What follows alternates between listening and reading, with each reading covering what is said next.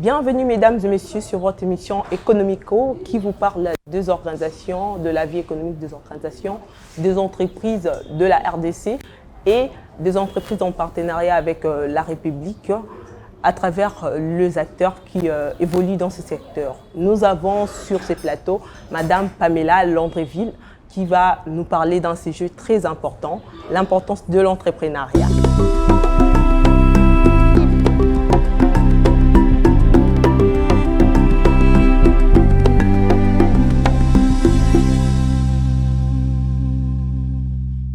Bonjour madame. Bonjour madame Sarah. Comment vous allez? Je vais très bien et vous? Ok, ça va. Dites-moi un peu, quelles sont vos responsabilités en RDC? Ok. D'abord, je suis arrivée en RDC il y a déjà plusieurs années, mais je ne suis pas arrivée ici comme entrepreneur. Je suis d'abord gestionnaire hôtelière. C'est ce que j'ai fait pendant plusieurs années ici, justement à Kinshasa, dans d'autres provinces également. Et donc, du coup, en voyant le potentiel de la RDC, c'est comme ça qu'on devient en fait entrepreneur.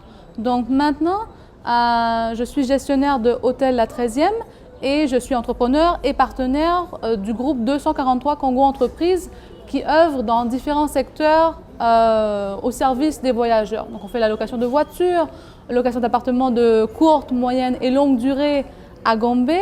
On a bien sûr Hôtel La 13e, on a Congo Tours pour tout ce qui est visite guidée et on fait également la randonnée sur le fleuve et on a également un guest house à ma campagne. Donc tout ça c'est au service des voyageurs. Comment pouvez-vous définir l'entrepreneuriat? Parce que déjà vous travaillez déjà dans plusieurs entreprises. Dites-moi un peu pour vous, qui représente l'entrepreneuriat? Comment pouvez-vous le définir? D'abord, je n'ai pas inventé l'entrepreneuriat. La plupart des Congolais en RDC sont entrepreneurs. Ils ont cette fibre qui les motive à développer des projets par eux-mêmes.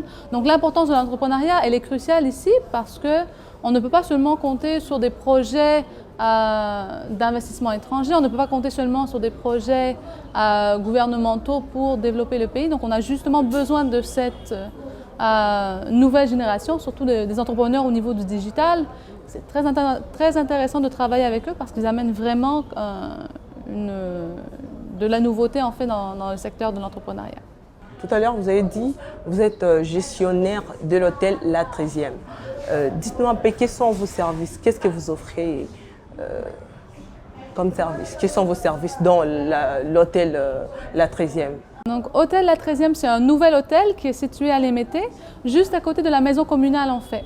Donc, on a ouvert il y a environ 2 mois. On a 29 chambres et suites. On a une grande salle à manger également, une salle des fêtes, 2 salles de réunion. On aura un bar-terrasse d'ici environ 2 mois, en plus de la salle de sport. Donc, c'est un hôtel qui a tout le confort, qui offre tout, c'est le luxe à l'africaine en fait. Donc rien à voir avec les hôtels de Gombe, on veut développer les différentes communes de Kinshasa qui ont besoin d'un service qui répond aux standards internationaux tout en étant abordable. Okay. Qu'est-ce qui vous a motivé à implanter tout justement en RDC? Pourquoi pas ailleurs? Pourquoi vous avez choisi la RDC? Pourquoi la RDC? La RDC m'a adoptée, donc moi je suis restée. Donc d'abord, je suis canadienne. Ma première année en RDC, forcément on apprend, on découvre, mais en même temps on tombe en amour avec le pays. J'ai travaillé et voyagé dans beaucoup de pays asiatiques, américains, européens, et jamais on ne retrouve des gens aussi chaleureux et accueillants. Donc je suis en RDC par choix. Et non, il n'y a pas eu de difficultés. Bien, oui, mais c'est la beauté de la chose. Les difficultés, on les surmonte. Et moi, demain matin, je pourrais retourner au Canada, mais j'ai pas envie. Moi, j'ai envie d'être ici. On a toute une équipe. On a toute une équipe avec nous. On est ensemble. On est ensemble pour le meilleur et pour le pire. Et des défis, il y en a, mais il y en a tous les jours. Que ce soit au niveau de l'approvisionnement, que ce soit au niveau de l'énergie, que ce soit au niveau du suivi avec l'État, que ce soit au niveau des transports. Des défis, il y en a dans tous les secteurs. Vous parlez de défis. Qu'est-ce que vous pouvez conseiller à ces jeunes entrepreneurs qui les rencontrent tous les jours, presque tous les jours? Beaucoup entrent en contact avec nous tous les jours justement. Donc La plupart ont besoin de se faire guider, ils ont besoin de conseils, de se faire rassurer à la limite. Et en fait, la plupart des entrepreneurs, ils ont besoin qu'on leur donne une opportunité en fait. Qu'on leur donne accès à ce qui développe leurs ambitions. Donc les opportunités sont là, effectivement. Une caractéristique qu'on remarque très souvent chez les entrepreneurs, ils ont des idées démesurées. Commencer petit, il n'y a rien de mal à commencer un projet petit, de le faire évoluer tant que c'est rentable. Aussi, on remarque chez les jeunes, ils aiment trop aller dans le bar, mais après, ils se disent on n'a pas d'argent pour entreprendre, on n'a pas d'argent pour commencer quelque chose. Mais ce sont les mêmes jeunes qu'on retrouve dans des bars, dans des boîtes de nuit en train de s'amuser. Est-ce que l'évolution personnelle dépend de l'économie du pays? On ne peut pas dénier que la RDC, voilà, c'est quand même une situation particulière. Oui, il y a beaucoup d'opportunités, mais en même temps, les défis sont importants. Je ne suis pas là pour juger ceux qui boivent de la bière sur les terrasses, parce qu'au contraire, nous aussi, on aura un bar et une terrasse, donc oui, les gens vont venir consommer chez nous. Vous allez boire une bière avec qui, en fait? C'est ça aussi qui fait la différence. Si c'est dans le but de développer un partenariat, de développer un business, pourquoi pas? Il y a beaucoup de deals qui se font justement voilà, en début de soirée autour d'une bière. Donc, qu'est-ce qu'on fait de ce genre de soirée? Il y a beaucoup d'événements de networking où on va juste voir des gens en train de parler et de prendre un verre. Rien de mal à ça. Mais qu'est-ce qu'on en fait? Avec qui on le fait? C'est là où ça peut vraiment faire la différence. D'accord. Donc voilà, un dernier mot pour nos jeunes qui n'ont pas encore entrepris quelque chose. Un dernier, juste un petit mot pour les encourager, les motiver à aller de l'avant. Okay.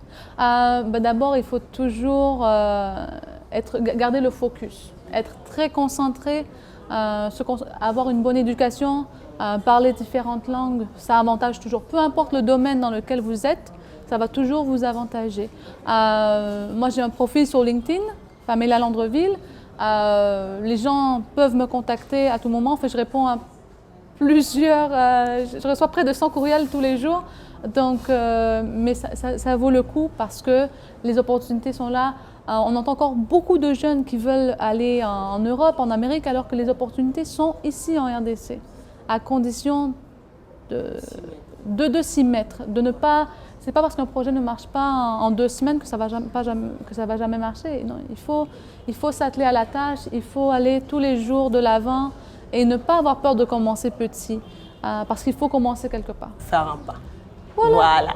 On commence tous de la même manière, au bas de l'échelle, et voilà, après on développe notre carrière, on entreprend, on développe des partenariats et éventuellement, voilà, être entrepreneur n'empêche pas aussi qu'on peut être employé. L'un n'empêche pas l'autre non plus. Voilà. Toujours observer les opportunités qui sont à notre disposition et ne pas hésiter à aller de l'avant. Voilà, vous organisez des conférences, des manifestations dans l'hôtel déjà? Tout à fait. Donc nous avons 2 salles de réunion qui sont en location pour des petits événements, pour 25 personnes environ, des séminaires, des formations. Donc ça, c'est disponible à la location. On a également une salle des fêtes qui peut accueillir 100 personnes. Donc là, on fait beaucoup de mariages civils, comme la maison communale, elle est juste à côté. On fait également beaucoup d'anniversaires. En plus, on a une salle à manger qui peut également accueillir 100 personnes. Là, on a le buffet congolais à seulement 10 000 francs. Ça, c'est très populaire, je ne vous cache pas. Donc on a beaucoup de gens qui viennent pour le midi et le soir, profiter de les classiques de la cuisine congolaise. Et puis finalement, on a tous les mercredis des concerts de musique acoustique. Donc ça, c'est à partir de 16h, 16h15 comme ça, un peu en début de soirée. Le but, c'est de venir prendre l'apéro ici. Donc le concert, d'abord, il est libre d'accès, c'est gratuit. Venez simplement, nous, on vous accueille, vous profitez de la musique. On peut prendre une bière, comme vous en avez discuté un peu plus tôt, ou sinon en profiter pour manger le buffet congolais. Voilà. Comme ça, vous dégustez bien et... Non, vous serez là, vous êtes invité, donc voilà. Assurément, vous serez là. Voilà, nous sommes arrivés à la fin de cette émission. Merci de nous avoir suivis. Merci à Madame Pamela. Merci beaucoup, Merci Madame à l'équipe technique et on se retrouve au prochain numéro. Merci.